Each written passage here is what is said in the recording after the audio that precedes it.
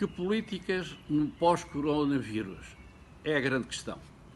O mundo não vai mudar na sua essência, mas acredito que vai dar mais um passo positivo em alguns aspectos, como, por exemplo, na consciencialização sobre a sustentabilidade do planeta, na compreensão de certas questões globais e da mudança da organização de trabalho na senda do caminho para uma vida mais equilibrada.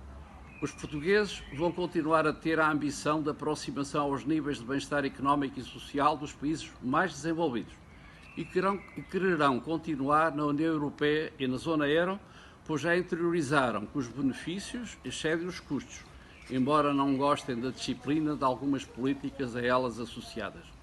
Mas o processo de globalização no pós-coronavírus sofrerá, durante uns anos, um novo ciclo histórico de regressão.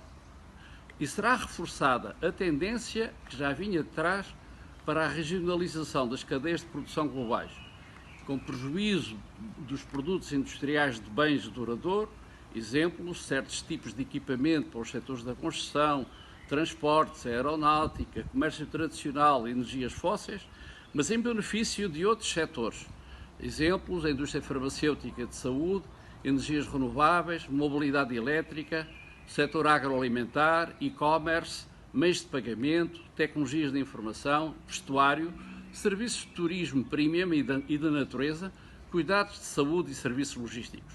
Portugal, apesar do Programa de Ajustamento Macroeconómico 2011-2019, não tem hoje grande margem de manobra para acomodar o crescimento da dívida pública e da dívida externa. E só o evitará com o reforço dos subsídios da União Europeia e do BCE. No meio das várias medidas extraordinárias do BCE e da União Europeia no apoio aos países, penso que uma inovação pertinente seria em função do estoque permanente de dívida pública no balanço do BCE. O rácio da dívida pública PIB, em termos de análise de sustentabilidade, a dívida deve ser calculada expurgando essa parcela com características de perpetuidade. As regras contabilísticas devem ser adaptadas a esta nova realidade. A Europa vai reforçar a sua solidariedade, mas nós temos que fazer o que nos compete. No presente contexto, o Estado deve atuar na sua função mais importante de ser o ressegurador de último recurso dos riscos sistémicos sobre a sociedade e a economia, salvaguardando o máximo possível os rendimentos e o emprego no setor privado, onde muitas famílias e empresas estão já a sentir a austeridade.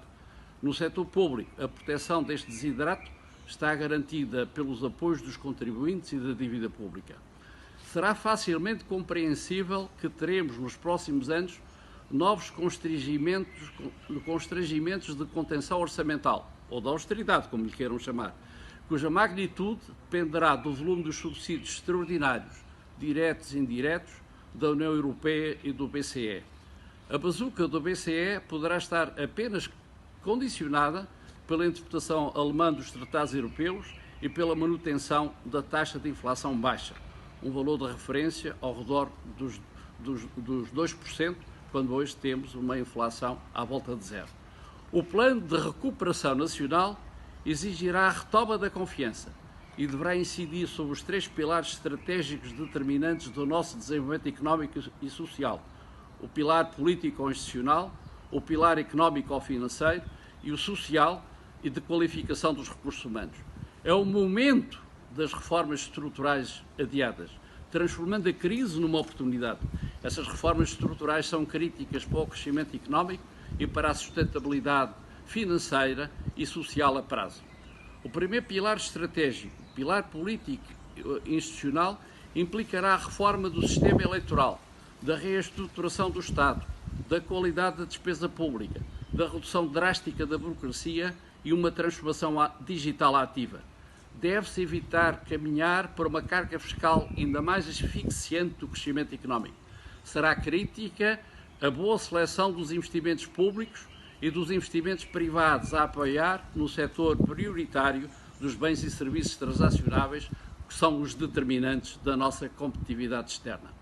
Em relação ao pilar económico-financeiro, as empresas terão que revisitar os seus modelos de negócio, reforçar a sua competitividade e a sua responsabilidade social, as ações de inovação e de penetração dos mercados, sabendo investir nos setores produtivos, aproveitando as oportunidades derivadas da regionalização das cadeias de produção no espaço europeu. Para cada setor da economia, deverá ser elaborado um plano específico de desenvolvimento.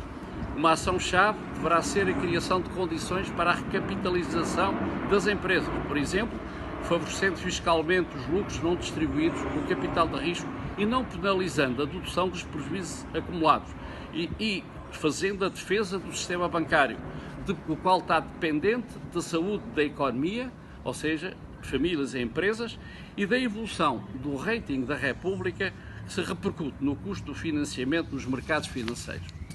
No campo das ações estratégicas enquadradas no terceiro pilar, o pilar social, haverá que acudir aos mais necessitados e não esquecer o desenvolvimento permanente dos nossos sistemas educativo e de formação profissional, público e privado, e do nosso sistema de proteção social, público, privado e mutualista. Não há dúvida que temos pela frente um trabalho ciclópico de recuperação. É a altura de confinar o vírus da ideologia radical, resistir aos cantos de sereia estatizantes e passar à ação pragmática a nível dos governos, das empresas e das famílias